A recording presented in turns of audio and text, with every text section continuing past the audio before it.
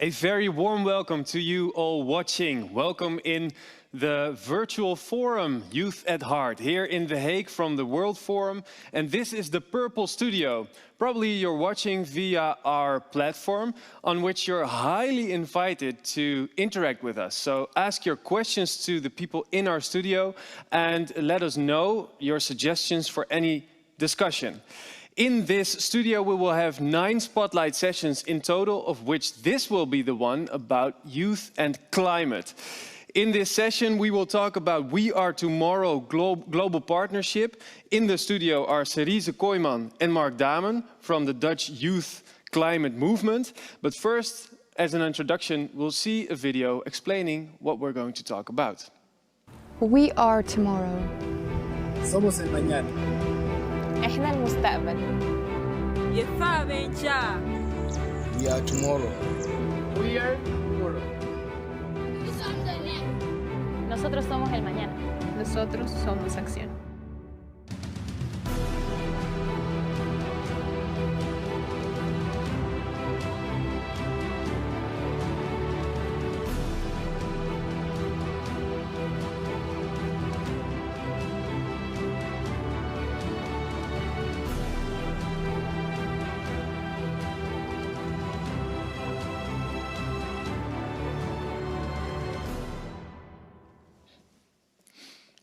Thank you, Marcel. So we are the We Are Tomorrow Global Partnership, a collaboration of 10 countries and growing. And this was set up a year ago to empower youth voices and to strengthen cross-border youth networks. But most importantly, we write collaborative and constructive youth visions and action plans with which we aim to influence policymakers. So the aim specifically of these plans is directed at the nationally determined contributions where youth organizations work locally to enhance ambitions globally. Today we have invited 4 of our partners to the studio to talk about their plans as well as answer your questions. So start typing these in the chat below. And first of all, we have our partner from Bangladesh, Sohan, calling in. Yes. Hi, Sohan, welcome. So, since 2016, your organization, YouthNet for Climate Action, is active in 25 districts of Bangladesh, and where you started with traditional activism, such as organizing climate strikes, you've now also moved to, for example, reaching out to more than 2,000 vulnerable families during COVID-19, or aiding in the response to Cyclone Amphan. So could you tell us what exactly is the importance of this hands-on approach, specifically regarding vulnerable communities?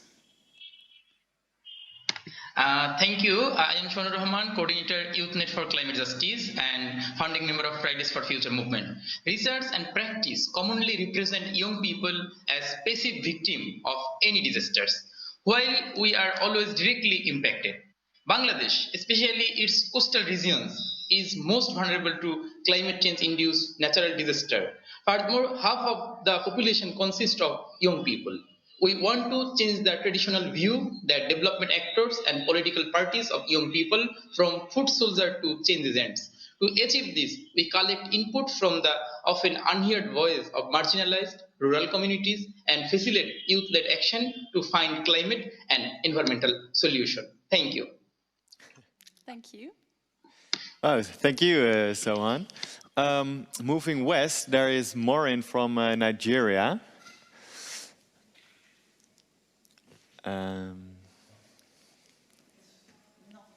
She's not here.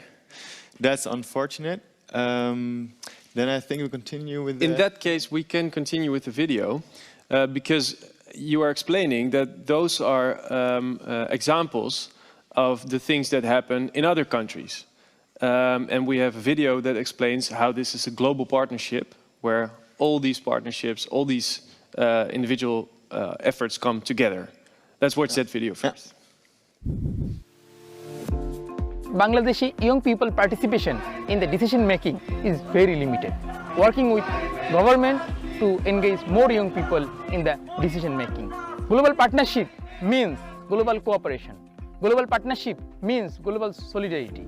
Youth at Heart conference will bring more opportunity for young people to engage young participation in decision making. Thanks to this partnership, we can increase the international reach of our message. Also, we can learn from the experiences of other countries, and it helps us to connect with more decision makers and high-level officials to create powerful alliances in order to promote an inclusive environmental agenda. The We Are Tomorrow Global Partnership plays a crucial role in the achievement of these goals.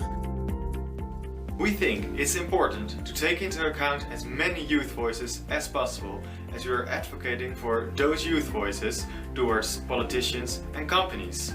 This allows us to have an even better and constructive conversation with a good and convincing story. The global partnership is very important because big decisions are being made today about our tomorrow.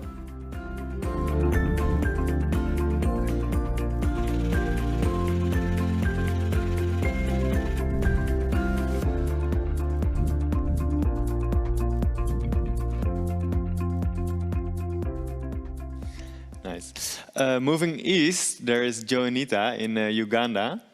Joanita, welcome. So the government of Uganda announced 7 municipalities as new cities as part of their development plan. Why is it important that youth are included in that development?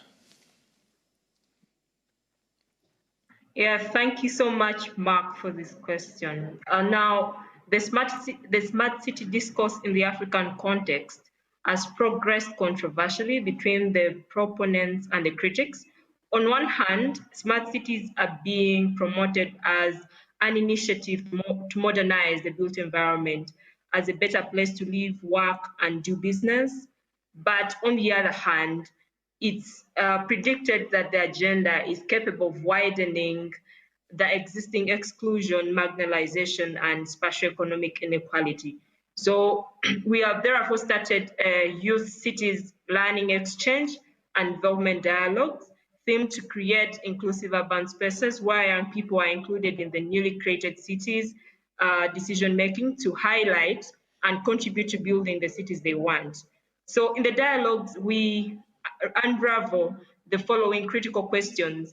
Among others is if the new urban agenda and the green growth strategy as key frameworks are the best solutions to ensure sustainable cities and guide in urban development, and also getting into context the current socioeconomic realities that cities are facing, and as well identifying key challenges and opportunities in these cities. So we continue to engage young people in contextualizing the city agenda. So as at the dialogues, we ideate around how cities can be designed, how they can be managed, created, financed, and implementation of the development plan. So we find the need to brainstorm on how institutions as well and governance mechanisms promote the development of inclusive, resilient, and sustainable cities. So in short, these questions are to position youth with knowledge on cities to advocate for their inclusion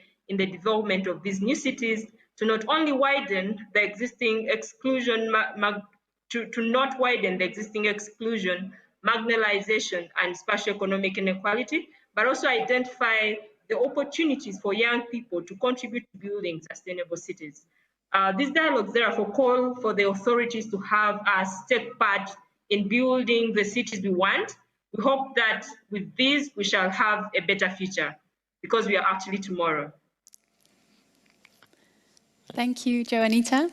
As always, you're doing amazing work over there in Uganda. Next, we would like to move south to South Africa, where we have Tyler waiting for us. Thank you for calling in. So Tyler, I know you two are doing really great work, and you have been working over these past few months on a youth climate action agenda. So could you tell us about the development process and also the plans you have?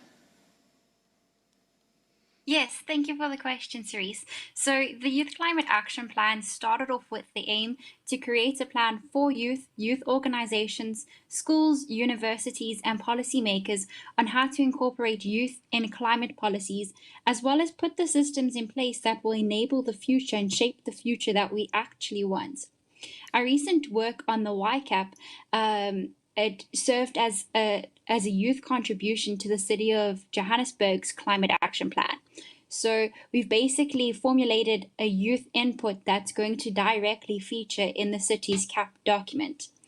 To develop this CAP, or this YCAP as we've been calling it, we started off with workshops and storytelling and getting people to share their climate story and why they actually care about climate change or why they got into the space.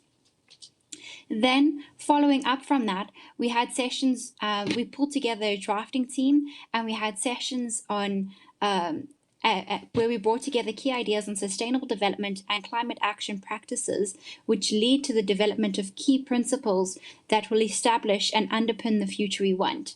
We cannot address climate change without an intersectional approach that includes meaningful youth participation in decision-making spaces, and hence intersectionality, systemic change, accessibility, and sustainability are the underlying principles of what we want in our future. The time to act with youth and for youth is now. Thanks a lot. Thanks for tuning in from Uganda and also from South Africa. We have to quit the talking to South Africa and Uganda right now because we have to make clear the lines. But for now, we can talk about what the youth climate movement does and why this global partnership on the We Are Tomorrow global partnership is so important, because these were 4 examples of other countries doing their thing. A couple of years ago, the Dutch youth climate movement was founded. Where does it stop? Where are you? What are you working towards?